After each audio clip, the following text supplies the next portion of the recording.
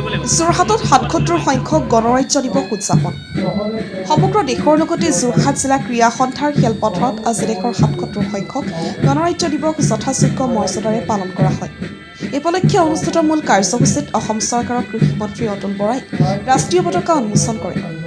মন্ত্ৰী অতুল বৰাই জনসাধাৰণৰ উদ্দেশ্যে ভাষণ প্ৰদান কৰি দেশৰ সংবিধান, গণতান্ত্ৰিক মূল্যবোধ আৰু স্বাধীনতা সংগ্ৰামত আত্মবলিদান দিয়া মহান দেশভক্তসকলক গভীৰ শ্ৰদ্ধাৰে স্মৰণ কৰে।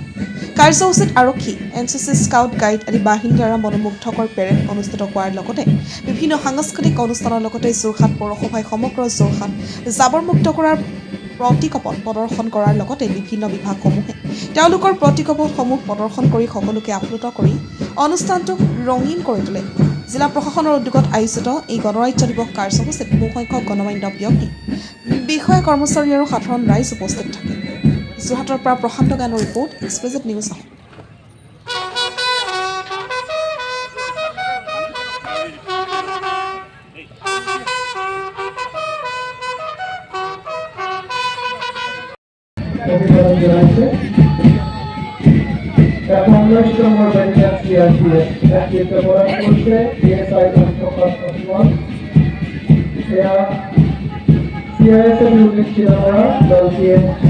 মন্ত্ৰী মহোদয় অভিনন্দন গ্ৰহণ কৰিছে। নতুন নেতৃত্ব দিছে এছআই তিনি নম্বৰ মন্ত্ৰী মহোদয়ক অভিনন্দন গ্ৰহণ কৰিছে। নেতৃত্ব প্ৰদান কৰিছে এছআই কৰিছে। অসম পুলিচৰ অভিনন্দন গ্ৰহণ কৰিছে মুখ্য চিকিৎসক এছআই বিভাগসকলৰ নেতৃত্ব। এছআই নৱকুমাৰ বৰুৱাৰ নেতৃত্বত মুখ্য অতিথি মহোদয়ৰ অভিনন্দন গ্ৰহণ কৰিছে। অসামৰিক প্ৰতিৰক্ষা বিভাগৰ নেতৃত্বত ডিম্পী বৰা মন্ত্ৰী মহোদয়ৰ পৰা অভিনন্দন গ্ৰহণ কৰিছে। চিভিল ডিফেন্স অসামৰিক প্ৰতিৰক্ষা বিভাগৰ 50 চনৰ আজি এই দিনটোতে আমাৰ দেশৰ সংবিধানখন গৃহীত হৈ ভাৰতত বিশ্বৰ সৰ্ববৃহৎ সাৰ্বভৌম গণতান্ত্ৰিক গণৰাজ্য হিচাপে প্ৰতিষ্ঠিত কৰিছিল। আমি যথেষ্ট সৌভাগ্যৱান যে সংবিধান খচৰা প্ৰস্তুতি সমিতিৰ অধ্যক্ষ ডক্টৰ বাবা চাহেব আম্বেদকাৰ, সংবিধান সভাৰ সভাপতি ডক্টৰ ৰাজেন্দ্ৰ প্ৰসাদ আদিৰ দৰে প্ৰাতঃস্মৰণীয় পুৰুষসকলৰ নেতৃত্বত আমাৰ দেশৰ সংবিধান প্ৰণয়নৰ লগতে জড়িত মহান ব্যক্তিসকলে ৰাষ্ট্ৰীয় চেতনাৰ উন্মেষ ঘটাই দেশৰ নৱজাগৰণত গুৰুত্বপূৰ্ণ ভূমিকা পালন কৰিছিল। শ্ৰদ্ধেয় ৰাইজ, দেশৰ জনসাধাৰণৰ অশেষ ত্যাগ আৰু কষ্টৰ বলত বিশ্বৰ অন্যতম শক্তিশালী গণতন্ত্ৰৰূপে প্ৰতিষ্ঠিত আমাৰ দেশে ৭৭টা বছৰ ইতিমধ্যে সম্পূৰ্ণ কৰিছে।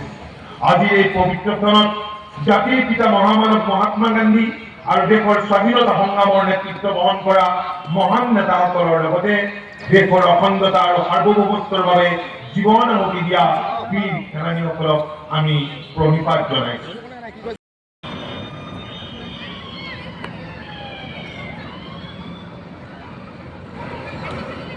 মই প্ৰতীক পথৰ দলসমূহক আগবাঢ়িবৰ কাৰণে অনুৰোধ কৰিছোঁ।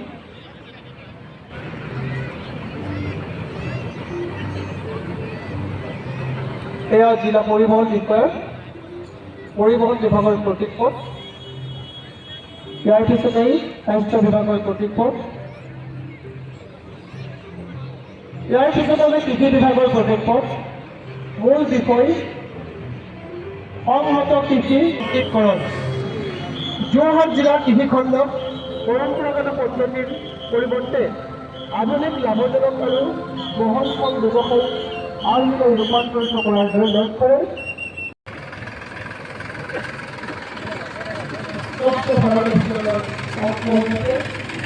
জাবৰমুক্ত বিভাগ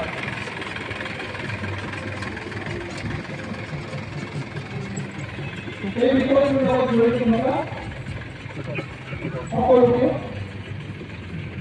আমি কথা জনাইছোঁ। ইয়াৰ পিছতেই জিলা পঞ্চায়ত সকলোকে শুভেচ্ছা থাকিলে আমাৰ যোৰহাট মিউনিচিপালিটিৰ ফালৰ পৰা যিদৰে আজি প্ৰদৰ্শন কৰা হ'ল সেই প্ৰদৰ্শনখিনি উপলক্ষে আপোনাৰ জাবৰ পৃথকীকৰণ কেনেদৰে কৰিব লাগে সেই বিশ্লেষণ দিয়া হ'ল আৰু সেইদৰে সকলোৱে যাতে সজাগ নাগৰিক হিচাপে এনেদৰে আপোনালোকে জাবৰ দিয়ক আৰু সেয়া আমাৰ পৌৰসভাৰ ফালৰ পৰা আহ্বান থাকিল যাতে আপোনালোকে সেইখিনি ভালদৰে কৰক। গোহালিৰ গৰু বা ছাগলীজনীৰ গৰ্ভত উন্নত জাতৰ সাৰৰ বীৰ্য সংস্থাপিত কৰি ঘৰতে অতি কম খৰচত অধিক গাখীৰ উৎপাদনক্ষম বৰ্ণশংকৰ জাৰ্চি, হলষ্টেইন, ফ্ৰিজিয়ন, গিৰ, চাহিৱালা আৰু আদি জাতৰ উন্নত চেউৰী পোৱালি জন্ম দিয়াব পাৰি। বৰ্তমান সময়ত চৰকাৰীভাৱে সুলভ মূল্যত যোগান ধৰা এই ব্যৱস্থা ব্যৱহাৰ কৰিলে ৯৫% নিশ্চিত চেউৰী পোৱালিৰ জন্ম হয়। দ্বিতীয় প্ৰতীকপটত এয়া আগবাঢ়িছে যোৰহাট পৌৰসভা।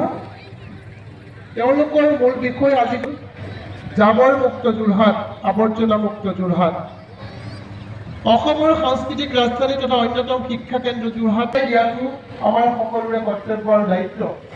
ইয়াত আমাৰ চাফাই মিত্ৰসকলকো সন্মান জনোৱা হৈছে, যিসকলে প্ৰতিদিনে কষ্ট কৰি আমাৰ যোৰহাটখন